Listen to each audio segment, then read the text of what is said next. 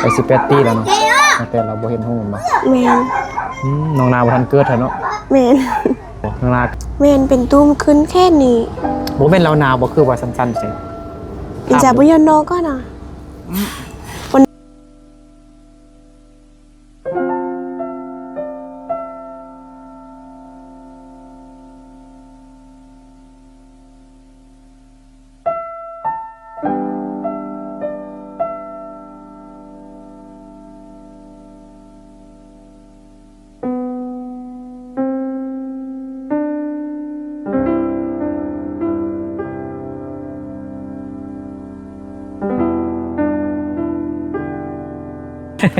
เป็นตาหายแท้น้องลามาใครสบายดี FC ก่อนสบายดีสบายดีพี่น้องเบิร์ดสุขูสุคนที่เคารพฮักแพงเด้อยินดีต้อนรับเข้าสู่ส่องบ่นึกพอไปเส้นเก่าเหมือนเคยเนาะตอนนี้บ่นึกอยู่บ้านของน้องล้านบ่บ้านของแม่เฒ่าผู้ที่พิการตาพี่น้องเนาะบ้านกิ้วแคมเมืองเพียงแขวงไสยบุรีสปปลาวเหนือเนาะเมื่อนั้นบ่ได้ก็ได้มาเยี่ยมยามห้ามข่าวอันแม่เฒ่าเพิ่นแล้วเนาะมื้อนี้ก็เลยกลับขึ้นมาเยี่ยมยามอีกเนาะพอดีมี FC ผู้ใหญ่ใจดีผู้ใหญ่ใจบุญเพิ่นทางฝั่งไทยเนาะฝากเงินมาช่วยเหลือเล็กๆน้อยๆเนาะเรานึกซื้ออันปลานิลปิ้งพี่น้องเนาะเป็นปิ้งให้แม่เฒ่าเพิ่นเนาะเราฮู้บ่บอกเราปลานิลปิ้งสิจ้าคือน้อยย่อเองใจกินใจปานดินเจ้าโอ้เจ้าFC โดยเจ้าแม่เฒ่าต้องเชียร์หังเด้อโอ้เจ้าจงเชียร์แปลว่าหยังขอบใจดีใจหลายขอบใจคือกันเงิน FC เนาะซื้อ YA เพิ่นเนาะมันนั่นก็ช่วยหายน้อง300,000เลยช่วยอันไปพาน้องลา300,000เนาะเราไอ้ซื้ออันนี้ ปลานี่นะแล้วก็เงินสดยังเหลือ200,000บอกเราจ้าใจเงี้ยล่ะเอ้าลืมขนมอยู่พุ่นเนี่ยเนาะเดี๋ยวถามมาหนึ่งเด้อเอาขนมมากันเด้อเขาจะลมเราเจ้าอันนี้ขนมลองวางจ้าขนมจ้าขนมเจ้าเงินออเซนเนียงออเซนบ่เจ้าแม่เฒ่าจะปอกเก๋มาเจ้าแม่เฒ่าจิเป่าเก๋ไปไว้บ่เห็นปอกเก๋เราว่าแม่เฒ่าบ่เห็นหุ่งพี่น้องเนาะเบิ่งบ่เห็นหุ่งเนาะเป็นพิการตาได้18 ปีกว่าแล้วพี่น้องเนาะก็ยังกูไปบ่ได้ไปใช้ก็ไปบ่ได้บ่เห็นหุ่งแล้วไปบ่ได้แท้จังได๋ก็สู้ๆนั่นแหละก็ให้กำลังใจสู้ๆเด้อไม่เท่าจิกกาไม่ยังก่อนเราว่ามากินไม่เท่าบ่เห็นหุ่งนะเราว่ายังก่อนกระซ่ามุ่งว่าจังได๋จิปอกเกจิเปาเก๋เนาะจิเปาเก๋แล้วบ่เบิ่งบ่เห็นยังเนาะบ่เห็นหุ่งเนาะตอนนี้อยู่บ้านน้องลาก็4 โมงแล้วพี่น้องเนาะ4 โมงแรงเนาะหรือว่า4 โมงเย็นมื้อนี้ฟ้ามืดเลยเนาะอันแรกนี่ฟ้ามืดแม่เฒ่าเพิ่นซื้อจื้อแม่เฒ่าจื้อที่ต้นแห้งพี่น้องเนาะเขานี่ได้ซื้อกินบ่ข้าวไหนซื้อบ่ได้เฮ็ดให้บ่บ่ได้เฮ็ดโดยโดยเพิ่นเฮ็ดมาซั่นเขาเฮ็ดอาชีพหยังไม่พานะลูกพาเราลูกพานะก็บ่ได้เฮ็ดเลยลูกพาของเรานะบ่ได้แล้วไปหาเงินพัวไปหาเงินเรียนบ่ให้หยังอายยังก็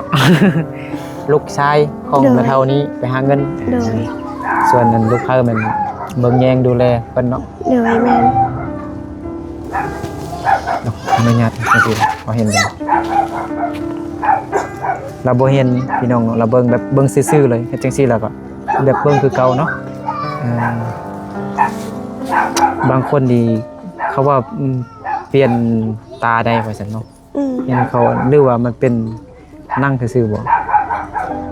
เปลี่ยนตาเอาตาปลอมมาใส่แต่บ่เห็นฮู้ไป18 ปีแล้วเนาะ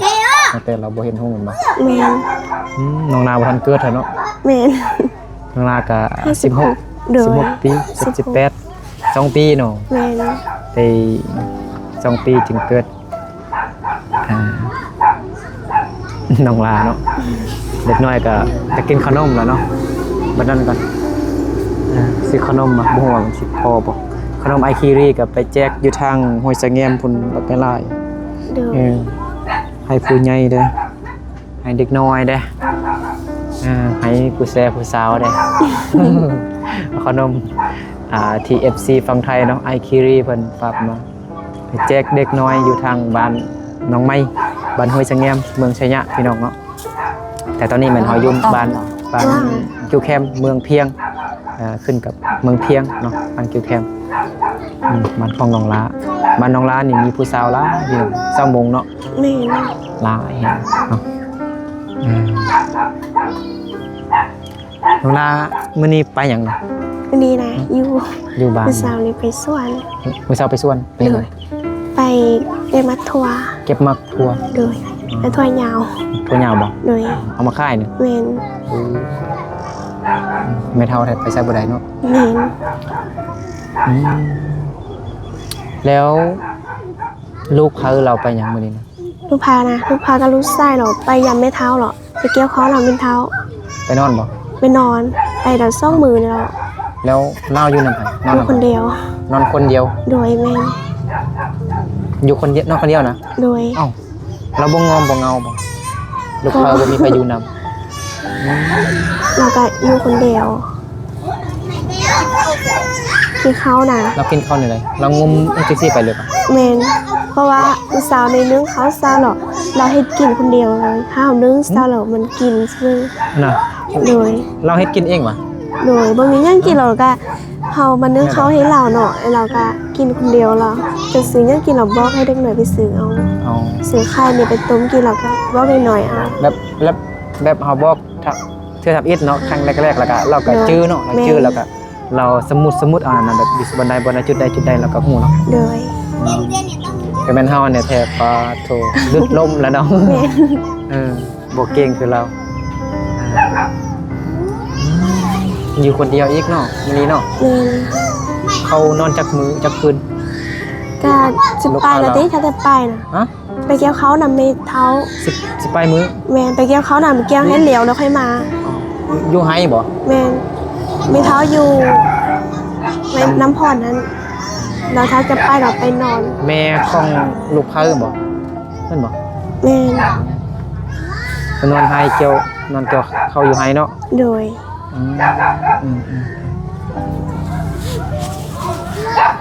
มื้อนี้ได้จักมื้อแล้วเราอยู่คนเดียว ซ่องมือเรา 2มื้อแล้ว โดย เขาไปนอนไห้2มื้อแล้ว แม่น ไม่เท่าว่านอนผู้เดียว2มื้อแล้วเนาะ2คืนแล้วเนาะ โดย เด็กน้อยเด้ล้านคือบ่มานอนน้ำซั่น เล็กน้อยนะเด็กน้อยบ่อยักมานอนนำเพราะว่ามัน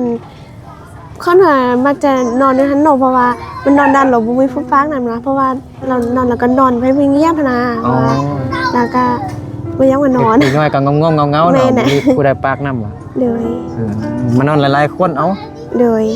นอนหลายคนเอานอนน้ำลาวเด้บางคืนก็ได้ โดย ดีต้นลาวแห้ง อืม อยู่คนเดียวนอนคนเดียวเฮ็ดกินคนเดียว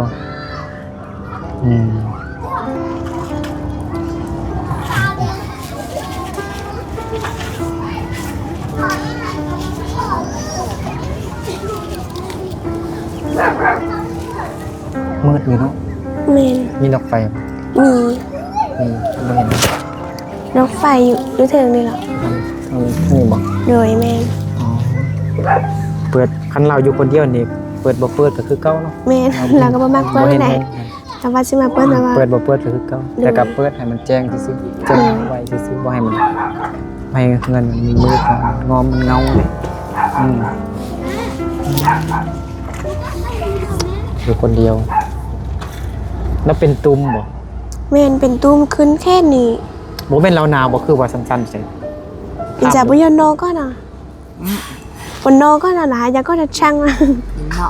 บนหน้านี่ บ่หนาวนะ โดย คือว่าเราสั้นๆเราอาบน้ำอยู่นี้ โดย เอาคันลูก ลูกเขาเราบ่อยู่แล้วว่าแต่ พี่น้องก็ไปเอา อ่าอืมอาบอย่างนี้เนาะ โดย ดินจนแข็งหมดหดน้ำตลอดหดแล้วก็มีแดดใส่มันก็แข็งนะ แม่น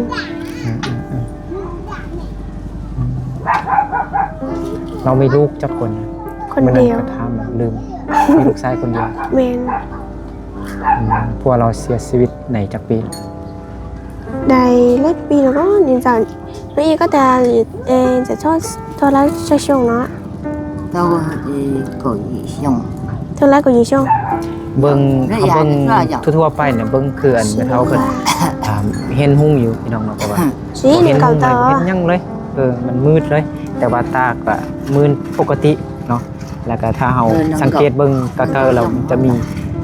gì lương cho cả อยู่ tàu có Dục chuẩn nghe càng. có thể xong อยู่บอดทีม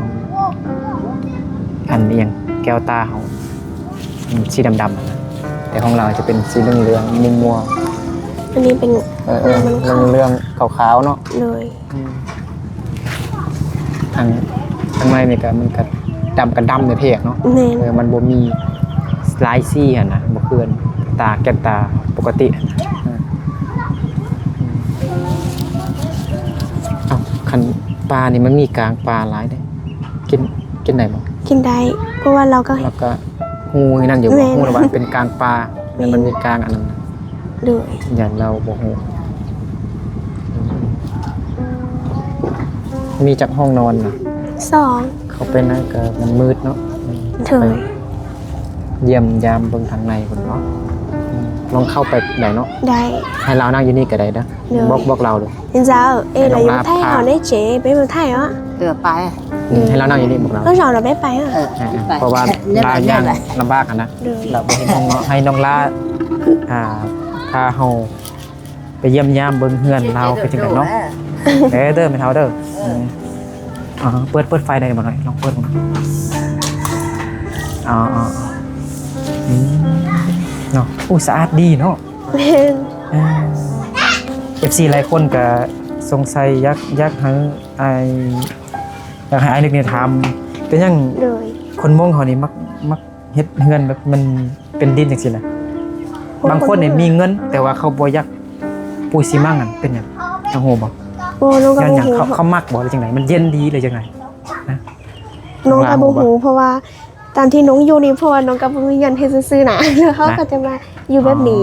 บ่บางคนไอ้เห็นว่า แต่ มี บาง เงินเหรอ คน มีเงินแล้วก็เงินงามๆใหญ่ๆแต่ว่า แม่นแต่ ยัง บาง เป็นดินอยู่ แต่บางคนเขาอาจจะบ่มักนะ นะ เพราะว่าผมมักว่าอยู่แบบนี้มันกันเย็นดี เย็นดีเนาะ เออ โอ้แต่ต้องใส่เกือบ ใส่ ทุกๆที่ทุกๆบอนเลยเนาะ เมน ไม่ฉันเนาะคือน้องนอนแล้วมันก็เปื้อนเลยเนาะ เมน สะอาดเนาะเล่ากั แม่น เล่า เรากวาดกวา ตลอดเนาะ เมน เม่นกวดอยู่บนเก่า ไม่เห็นเราก็มาจะกวาดตลอดเลย บ่มีขยะบ่มีขี้เหงื่อบ่มีขี้ฝุ่นจักหน่อยพี่น้องเนาะ มันเกียงดีเนาะเราเฮ็ดเนาะทางนอกนี่เราก็ยังกวดเนาะหน้าเฮือนเรานี่หน้าบ้านเรานี่สะอาดพี่น้องเนาะแบบบ่มีขี้เหงื่อบ่มีฮอดขี้ฝุ่นพี่น้องเนาะเกียงดีเราแบบเราเบิ่งบ่เห็นหุ่งแล้วเราจะกวดอยู่บอนเก่าหั่นน่ะพี่น้องเนาะอันนี้จะเป็นโต๊ะกินข้าวนั่งกินข้าวเนาะอยู่นี่เราก็กินข้าวอยู่นี่บ่ เมน ยันเราก็ฮู้เนาะมันมีโต๊ะอยู่นี่เนาะเราบ่ย่างตาม เพราะว่า บ่ มันโดนไปแล้วเราก็ลื้อเลยเนาะ ลืมแล้วเนาะ เพราะว่าเอาเขาอยู่นี่แหละ เอาเข้าอยู่นี่แม่นบ่เข้ามาเห็นไหมเบิ่งทุกอย่างเลยสะอาดหมดเนาะเป็นถ้วยเป็นบวงหม้อข้าวเรายังหลายบ่ ยังอยู่พอกินอยู่ อัน IA เพิ่นเนาะ FC ทางฝั่งไทยผู้ที่ฝากเงินมาช่วยเหลือครอบครัวที่ตกทุกข์ได้ยากอันก็เราก็ IA เพิ่นก็ให้ซื้อข้าวมาให้แต่ว่าอายบ่ค่อยสะดวกเด้ให้ต่างเครื่องมาหลายเด้ให้ก็แวะมาตามทางก็ได้เดี๋ยว ก็เลยเอาเงินสดให้แม่เฒ่าเพิ่น โดย เก็บเอาน้องลาเนาะเบิ่ง เดี๋ยว ถ้วยบวงจานนี่สะอาดเบิดพี่น้องเนาะเราล้างเองบ่ ล้างเป็น เราล้างเองเนาะ โดย ห้องนอนเราอยู่ซะ นี่ อยู่ทางนี้บ่ โดยตอนนอนอยู่นี่ เรานอนอยู่นี้ เมียนเราก็เมียนละยักมือ น่ะเบิ่งได้บ่ นี่ โอ้เราบ่หนาวบ่มีเสื้อบ่มีอัน มีแต่ผ้าปู ผ้าน เสื้อครับเป็นทางฝั่งไทยเขาเอิ้นว่าที่นอนบ่ที่นอนหั่นน่ะถ้าทางลาวนี่มันผ้าเสื้อนอกปูหั่นนะแล้วบัดนี้มันกงกันข้ามถ้าแม่นผ้าเสื้อนี่มันเสื้อนี่มันทางอีหยังทางไทยมันเขาเอิ้น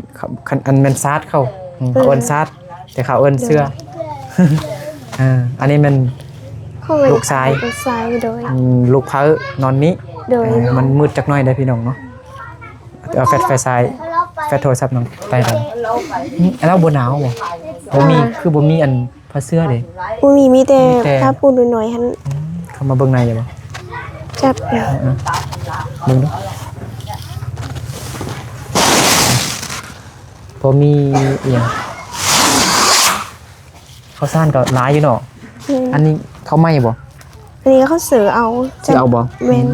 เท่าได้นี่จำนี่นะแล้วก็มีข้าวก็ไว้นี้เนาะ แม่นเอาไว้อยู่นี่เฮ็ดกินเอา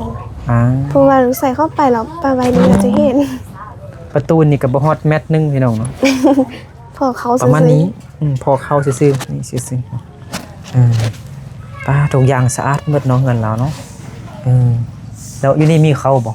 เพราะมันลูกค้าเราก็เอาไว้นี่บ่หรือว่าเอาไว้นี่เลย เอาไว้นี่ ก็กินนำกันเนาะ โดย ถ้าสมมุติลูกค้าเราบ่อยู่บ้าน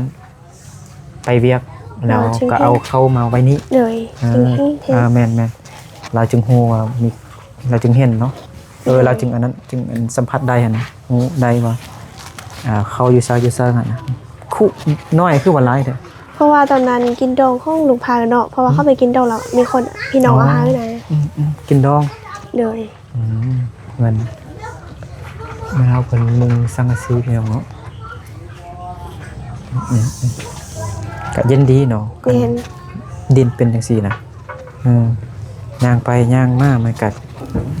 แข้งเนาะ แม่น บางทีมันอ่อนๆจากด้านแล้วมันก็ดินมันก็ยุบลงสะอาดแท้เนาะโอ้มีขี้เหงื่อเลยแล้วก็กวาดตลอดเนาะเราเป็นคนสะอาดเนาะ แม่น คนมักสะอาดเนาะเถอะพี่น้องเนาะทุกแจทุกมุมนี่สะอาดหมดเลยฮะทางหน้าหันกวาดหมดเห็นบ่บอน คุณครูกวาด เห็น ตอนที่เรา แม่น โมเราที่เราก็กวาด แมนเราถ้าเรามาอยู่นอกเราก็แกะสลีแกะข้าวโพดเนาะเห็นบ่อันนั้นเอากวดแป้นเลยพี่น้องเนาะ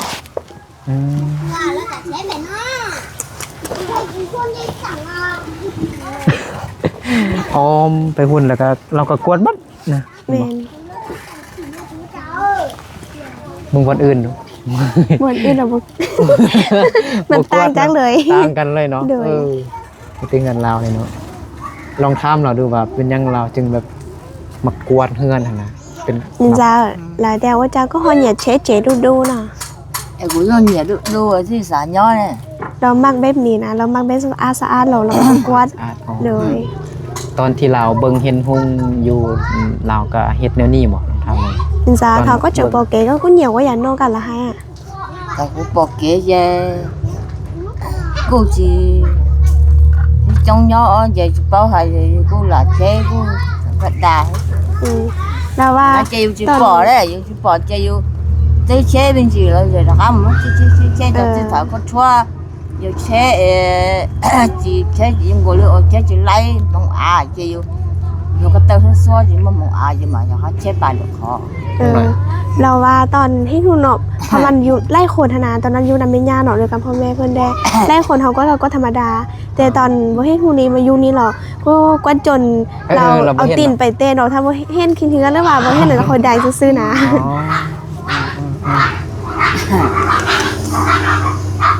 สะอาดดีพี่น้องเนาะบ่มีขี้ฝุ่นเลยนะแบบเป็นดินแบบแข็งๆแท้ๆเนี่ยก็คือ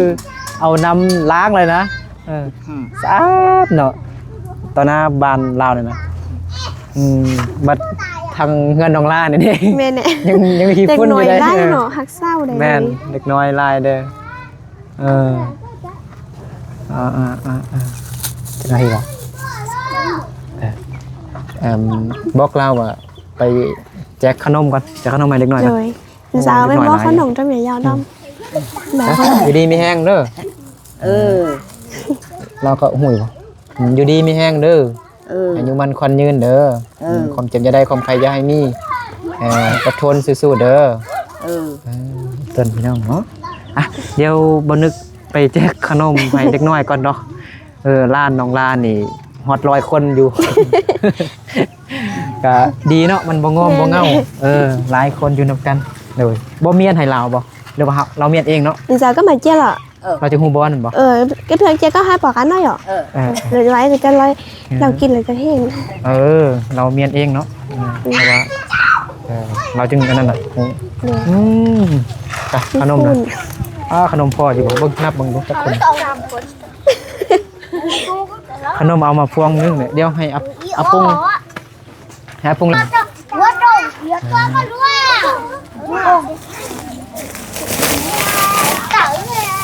จะขนมมาแจกเดี๋ยวน้อยเด้อมายันมันพออาปูละทุ่งก่อนมาทางละแจกก็ได้เอาปูละทุ่งเด้อมาโอเจ้าเด้อ โอเจ้าน่ะกาเต๋อเจ้าโอเจ้าน่ะให้อ่ะให้เลยให้บ่เป็นหยังบ่เว้ากับบ่เป็นหยังเอาเลยพี่อายแม่พี่อายเด้ใจก็ได้ใจก็นะ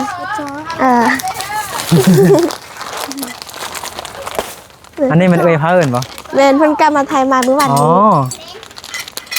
ไปไทยมาเนาะโดยได้เจ้าบอกอายว่าขอบใจเด้ว่าซั่นนึงโอ้ปลาเด้อนี่สลัดได้โหได้บอกให้อายขอบใจเขาเด้นะเจ้าบอกว่าซาโมงก็ได้ว่าเจ้าแปลว่าขอบใจเด้อพี่น้องเด้อนั่นจิกว่าจิกว่าพอดีอยู่ดีวันนี้ซบคือว่าแดงเถินฮะพอดีนึงจะแต่อาป่งพอดีอาป่งพอดีไปซื้อมาอายแม่เท่าได้จังไหนซื้อให้อันน้องลาเด้โอเคพอดีเลยเนาะ